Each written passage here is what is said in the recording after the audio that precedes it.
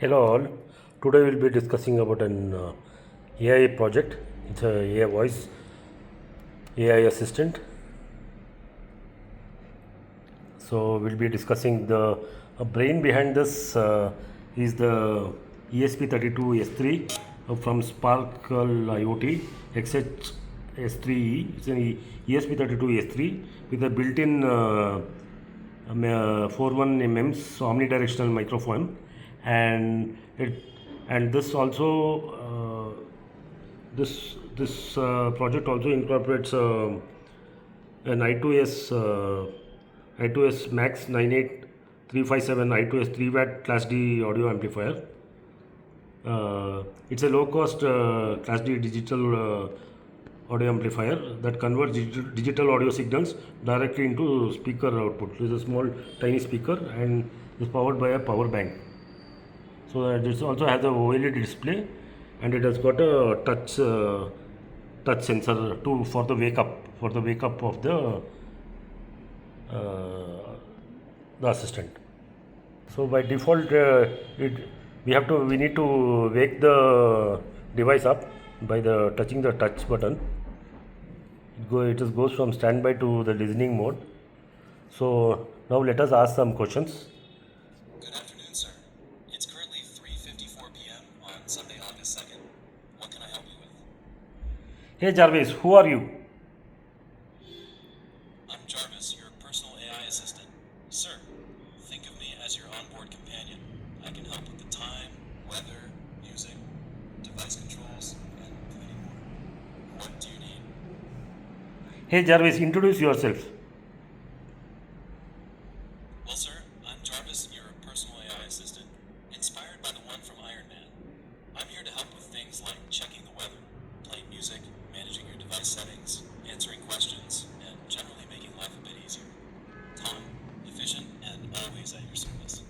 What can I do for you today? What are your primary functions?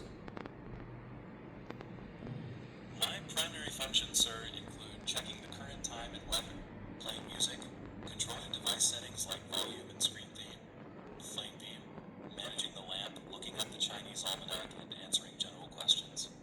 I can also search through our past conversations if you need to recall something we discussed before. Is there anything specific you'd like to try out? Perform a systems check. All systems nominal, sir. Let me give you the rundown. Audio speaker is at full volume. Screen is operational, and network is connected to Wi-Fi on the Benlo network with a strong signal. Everything looks good from where I'm standing. Anything you'd like me to adjust? Explain how Wi-Fi works. Certainly, sir. Wi-Fi works by using radio waves to transmit data between your device and the wireless router. The router connects to your internet service provider and broadcasts the signal on specific frequencies, typically 2.4 gigahertz or 5 gigahertz. Your device picks up that signal, and the two exchange data in small packets using a protocol called IEEE 802.11. The router acts as a middleman, routing your requests to the wider internet and bringing the responses back to you. The stronger the signal and the less interference, the faster and more reliable your connection will be. Would you like me to go deeper into any part of that? What is the difference between C and C++? Good question, sir. The short version, C is a procedural language, while C++ is a superset of C that adds object-oriented programming. In C, you structure your code around functions and data separately. In C++, you can bundle data and functions together into classes and objects, which makes it easier to manage larger, more complex projects. C++ also brings in features like templates, exceptions, and the standard template library. In practice, C is often used for low-level systems and embedded programming, while C++ is popular for game engines, desktop applications, and larger software systems. Both are powerful, but they suit different kinds of problems. Are you working on something in particular? How does machine learning work? At its core, sir, machine learning is about teaching a computer to find patterns in data instead of programming explicit rules. You feed it a large data set.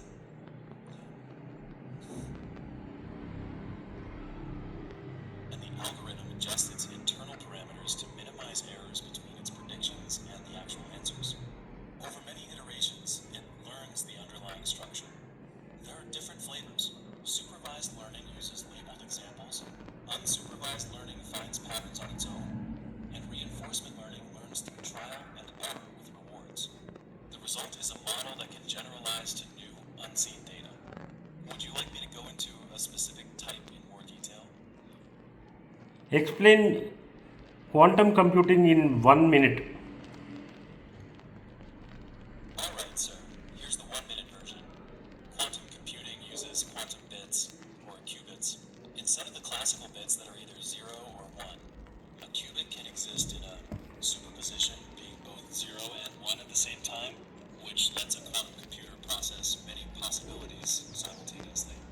Two other key ideas are entanglement, where qubits become linked so the state of one instantly affects another, and interference, which amplifies correct answers while canceling out wrong ones.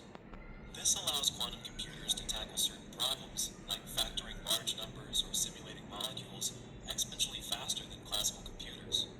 That said, they're still early stage, extremely sensitive to noise, and not a replacement for everyday computing. They're specialized tools for specific hard problems. Time's up, sir.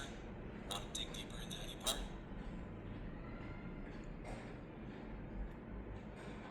Hi Jarvis, analyze today's weather.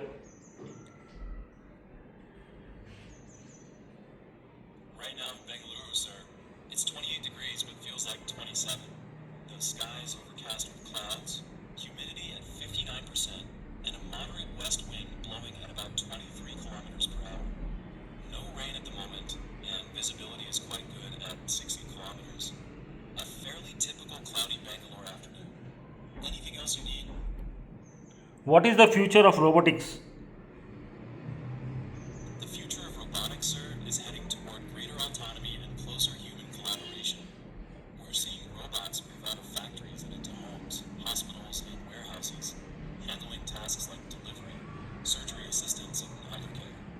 Advances in AI, particularly in perception and decision-making, are making robots more adaptable to unstructured environments. Humanoid robots are also progressing, though they're still early. The big trends are collaborative robots that work safely alongside people, soft robotics for delicate tasks, and swarms of small robots coordinating together. The challenge ahead is making them reliable, affordable, and trustworthy enough for everyday use. Fascinating field, really. Are you interested in robotics yourself? Summarize the latest AI trends. Certainly. Sir, the latest AI trends are dominated by large language models and generative AI systems that can write, code, reason, and create images or video. Multimodal models that handle text, images, and audio together are becoming the norm. We're also seeing a push towards smaller, more efficient models that can run on edge devices rather than massive data centers. Agentic AI is another big one. Systems that don't just answer, but take actions and complete tasks autonomously. On the practical side, AI is being embedded into everything from phones to robotics, and there's growing focus on safety, alignment, and regulation. The pace is remarkable, to say the least. Want me to go deeper on any of these?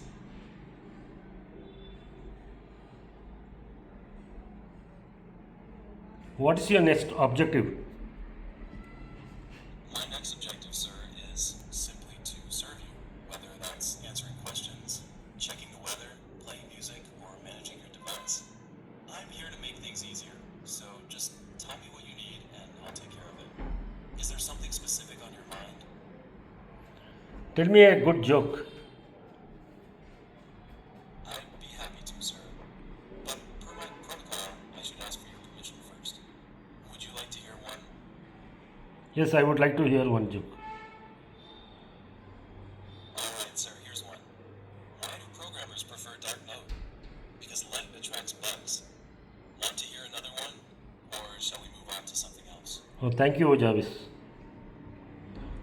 Go to standby mode. You're most welcome, sir. Always a pleasure. Let me know if you need anything else. I'll be right here. No, go to standby mode. Thank you. Understood, sir. Standing by. I'll be right here whenever you need me. Take care.